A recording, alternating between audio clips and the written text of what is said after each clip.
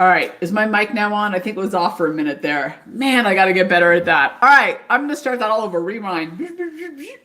Hello, good to see all of you. Thank you for joining me for this Monday morning's 10-ish burst of innovation. I hope you're starting the week off right. So let's start there. It's Monday. I got to tell you, it's 9 a.m. and I'm a little bit on fire because, as you can probably tell, I'm in a good mood. I already got my workout in. I got dinner prepped for the night. This is not every day, by the way, for me, but it happens to be this way today. So I'm feeling good and I'm hoping to bring that energy to you. And today's burst of innovation, I hope, will not only help you set the week off on the right foot, but also give you a new lens to look through this week and to gather more insights and more innovation in a little bit of a different way. So today's burst of innovation is all about transforming information into insights. And that is all about not just upping your value, which is so important in today's time, but also it's about training those around you to elevate their thinking as well. What's that old phrase? I never get phrases right.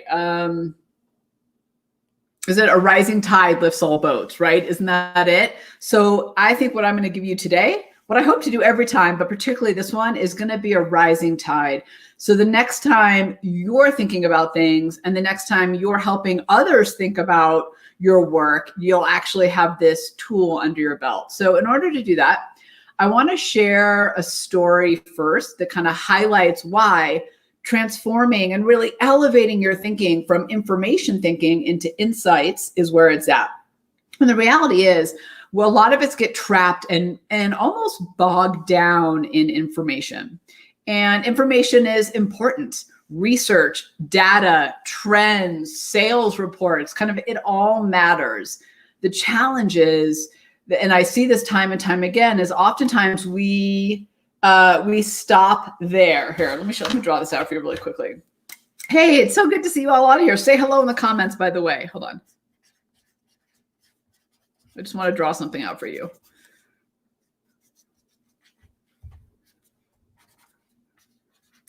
Okay. I call this the information line, right? This is where information sits on my piece of paper here, which is basically represents my world. As you can see, it's robust, but it stops at a certain point. We get bogged down in information. And when we do that, what ends up happening is we miss all the incredible room for opportunity, right? That's up here. And that's where the insight and the innovation lives. So let me share a story with you. And then I want to give you 3 thought and conversation starters that will help you actually elevate from information to insights. Hey, Kirby, good morning to you. It's good to see you here. Okay, so let me share the story with you. So as many of you know, I used to be a brand strategy and innovation consultant. And what that means is that I was hired by Fortune 500 companies to help them create new products, take their products to new markets, create new service lines for them, basically find new revenue streams, right? Basically new product development. And the branding really came out of that because innovation is great, but if you can't wrap it in a good brand, it doesn't matter. I mean, I think we all know that, right? How many times have you seen a product that you thought, this product is brilliant, but the marketing is, you know what, like so bad. So branding was a part of my world too. I think we can all agree I was better at the innovation than I was at the branding. So we're working with Procter & Gamble, right? Procter & Gamble's a multi-billion dollar global company. And much like many of my clients, they hire the best of the best. So our clients were wicked smart. And we were looking into kind of a new category area for them, some new products and kind of home decor and scent, basically. And so our first section of the project was to understand the consumer, right? The customer, who they were, because that ultimately would drive what products we brought to them, how we would market those products, what they needed, if they even wanted the products. So we go out for months and we do all this great research. And my team and I come back and we present this beautiful presentation to the team at Procter & Gamble. And there's about 8 of them in the room, I think, on their side, and about 6 for my company on our side. And we're presenting through, we're telling them about their customer. We're telling them what they like. We're telling them what podcasts they listen to. We're telling them kind of what they eat, what their concerns are, what their motivations are, where they live, right? Now, raise your hand for me in the chat bar if that sounds great to you. Like, yes, Tamara, tell me the avatar, the profile of my ideal customer for a product. Tell me if that sounds good to you. Hold on, I'm gonna take a sip of water while you do that. I have a dry throat this morning. Right? Yeah. So it sounds great. Like, that is incredible information. But here's what happened in the meeting. I presented this. We have 6, I think it was like 6 key profiles, right? Like with their needs and their desires and their worries and their aspirations. And I'm feeling pretty good. I'm like, yep, nailed it. So I'm done presenting, and our main client, who I admire greatly, turned, he had like one of those swivel chairs, right? So he turns his chair around, looks at the team, and he goes, Tamara, this is great information, but what am I supposed to do with it? Right? What am I supposed to do with it? Yeah. All right. Paul says, yeah, it sounds like good empathy. Yeah. Right. We totally understood the customer, but my client had an important and really valuable question back. Well, what am I supposed to do with it? And we all sat there stumped. And I think I came up with some ridiculous answer like, well, that's what we're going to be talking about next time. Here's the thing. Here's why I share this story and this pretty big fail that I had. And we made it up on the back end, by the way. We got to the right place. But in that meeting, I stopped here. I stopped at information. So I told him all this great stuff, but here's what I didn't deliver. Hold on.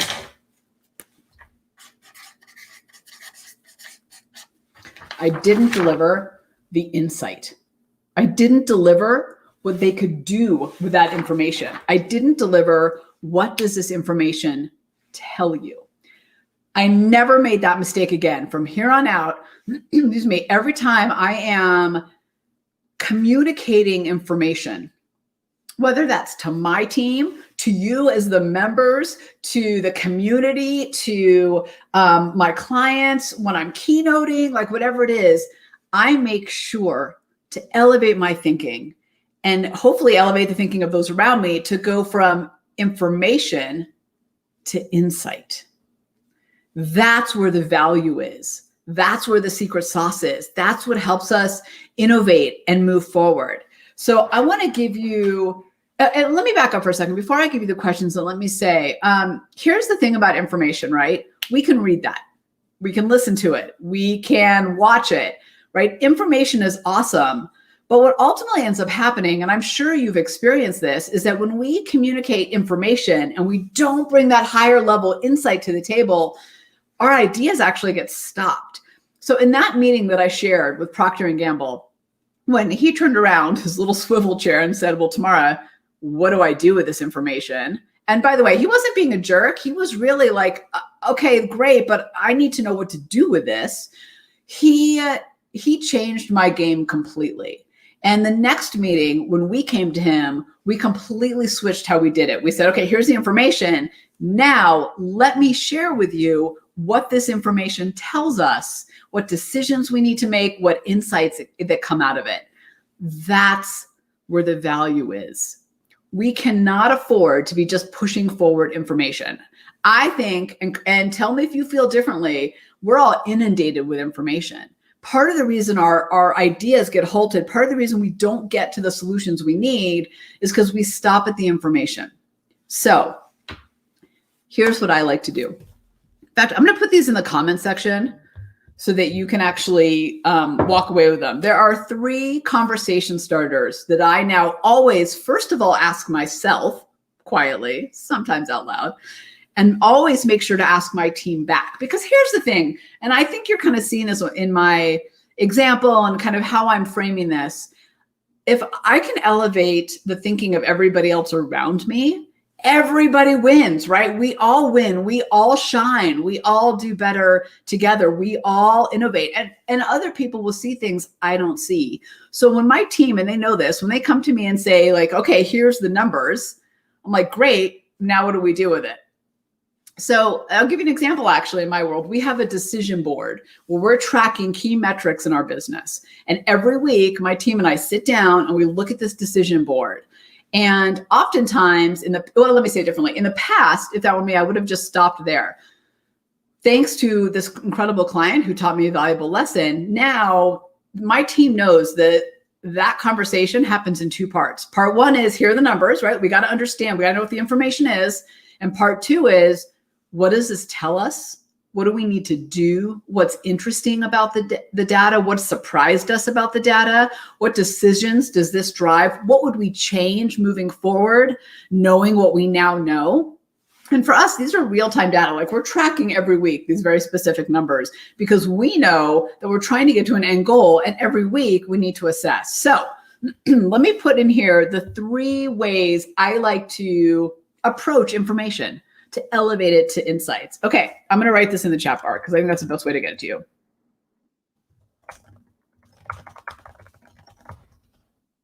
Then I'll talk about them.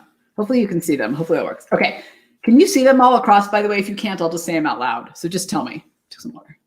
Just tell me if you can see it. Oh, I think it's having me show up as Launch Street TV, but I do want to make sure you can see it. All right, so the first one is, what insights can we gather from this data? Just asking yourself that question and asking your team that question, you'll see it. It makes you go, you're not seeing it? Huh. Okay, I'm going to show this on my screen. There we go. I'm going to show it on the screen. Maybe that'll work. What insights can we gather from this data? So simple, right? Tell me how these dots fit together and as something insightful to us.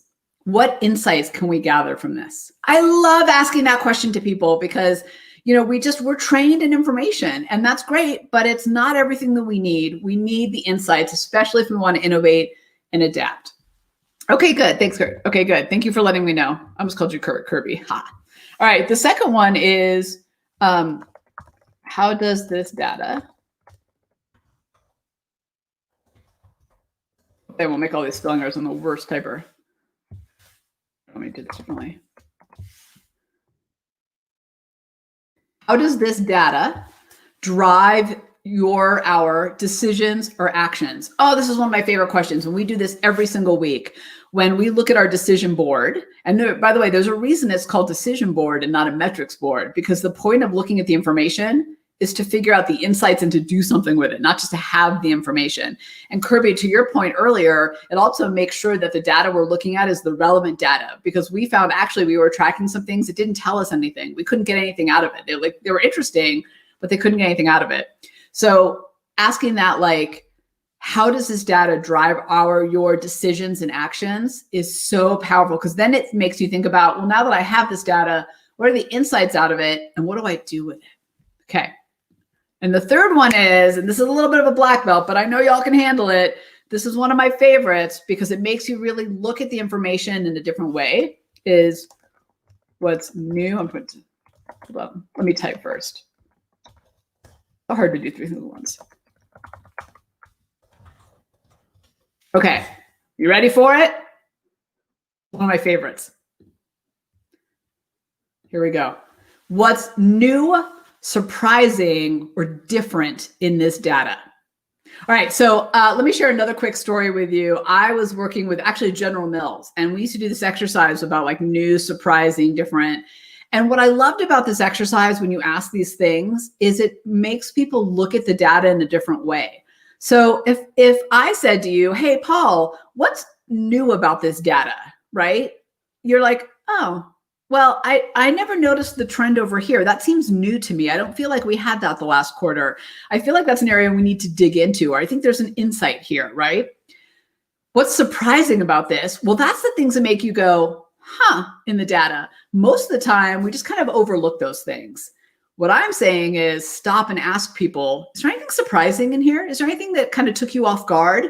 You'd be amazed at what people say. And that leads to insights, because what's surprising, what's new, and what's different in there is gold. That is a gold mine of insights and innovation. And if you do anything today, I hope that when you're talking to someone, that you first ask yourself these questions, and then you ask the team these questions too, and see what they come up with. So 3 really. Number 1, what insights can we gather from the data? Number 2, how does this data drive our decisions or actions? And number 3, what's new, surprising, or different in this data? All right, here's what we're going to do.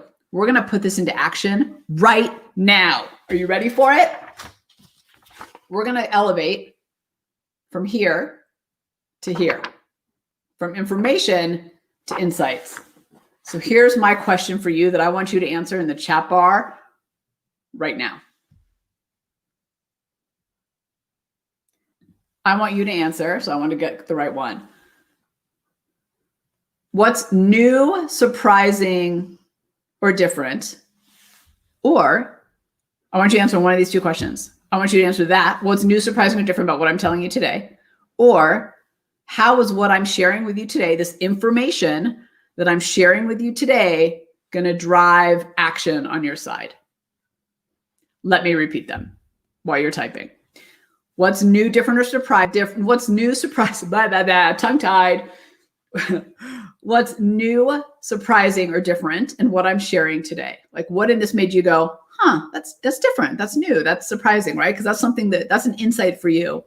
Or how does this data drive your decisions and actions? What are you going to do with what you're learning? Sip. 2 simple questions that can make all the difference. Okay, I can see you typing. And while you're typing, let me say, this is one of those things that I found that makes you go, yeah, of course tomorrow, right? We got to think about the insights. But what I find in our habits, not maliciously, in fact, not even by intention, in fact, quite the opposite, by lacking intention, what I find is that we get lazy and we fall back into really staying right here in information. Believe it or not, and for your team, this is absolutely true. This is a way more, way more comfortable place to be, is in the information, right? This is data. Believe it or not, data is comfortable. Information is actually comfortable. It's what we do with it. It's the insight that can be uncomfortable. I'm going to type that in while you guys are typing, because I want you to remember that. Data, information. Let me say this differently.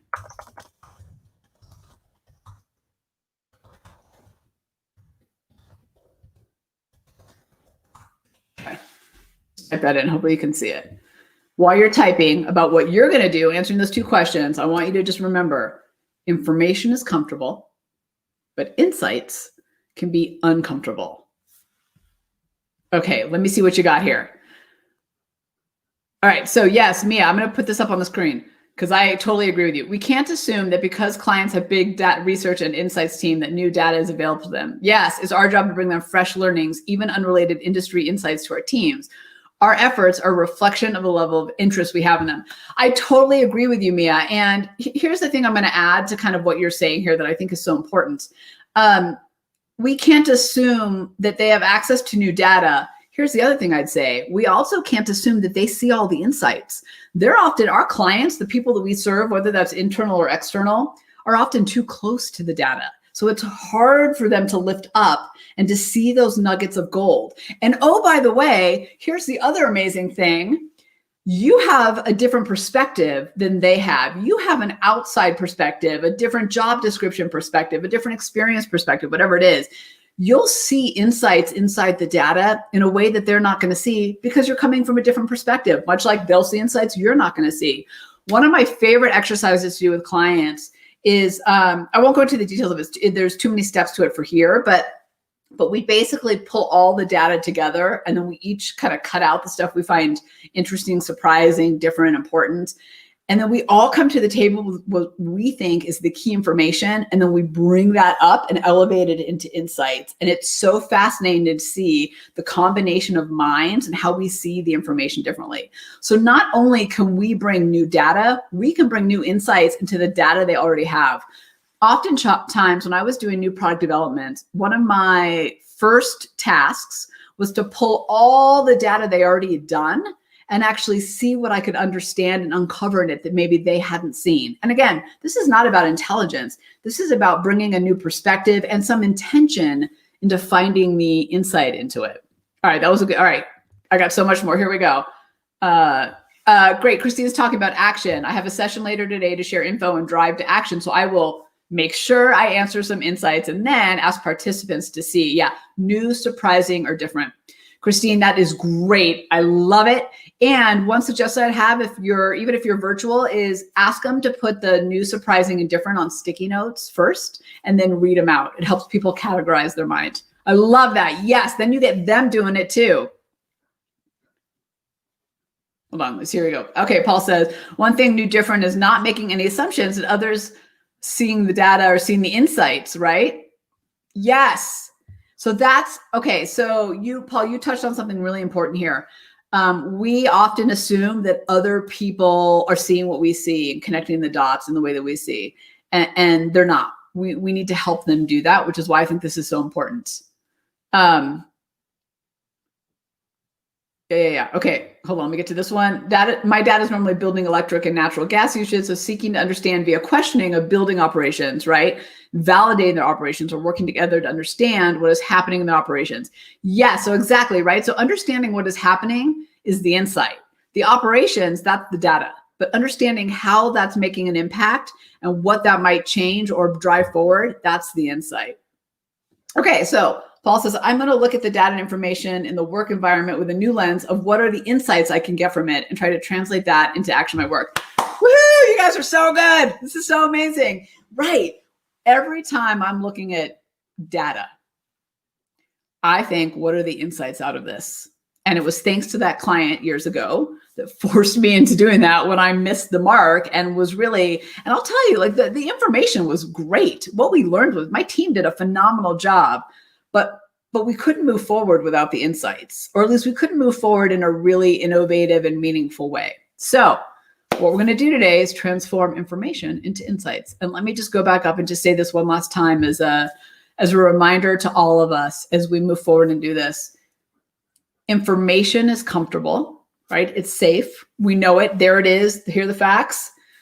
And insights are uncomfortable. And part of the reason for that is we've got to stretch our thinking. We've got to look at things in a new lens. We've got to put some stake in the ground in terms of what we're seeing and what we're believing. And that can be uncomfortable. So just know it sometimes takes people a little time. But if we start asking these 3 questions I shared today, if we start asking them of ourselves and those around us regularly, like I said, it's like the insights and those questions are the boat. No, is the tide. And then the rising tide lifts all of our boats. How amazing is that? All right, everybody. Thank you. Thank you. Phenomenal, phenomenal work today. Love it so much. Have a great rest of your week. I'll see you all Wednesday. Oh, and before I forget, do not make sure that if you haven't already and you're not already part of our membership, to sign up for our free innovation workshop coming up. It's on our website here. I'll put our website right here. It's like all over the website. So you just have to go to the site and you'll see it. That workshop is launching September 15th. So get in before we start. Hold on, I'm going to share what Mia sent here because it's so good. Surprising. Okay, to my clients, I took the information and insights I presented recently and asked one of my customer interviewees to produce a short video. Oh, a day in the life of my family during the pandemic. The client thought it was great thinking on my part and quite a revelation. Yeah. So one of my favorite things we used to do in market research, Mia, was to do ethnographies and to videotape these day in the lives, or have people take camera. Now they just do it on your phone, but just to date myself, back in the day, we'd actually send people disposable cameras too, if we had to. And I loved it because that insight was so powerful. And if you can layer that insight in emotion, like you're talking about, it's incredible. It's absolutely incredible. All right, go sign up for the workshop that starts. I'm putting this here, September 15th. If you haven't already, there's a 4-part video series and a webinar. It's fantastic. I'm really excited about what we put together. All right, everybody. Good to see you all. Until Wednesday.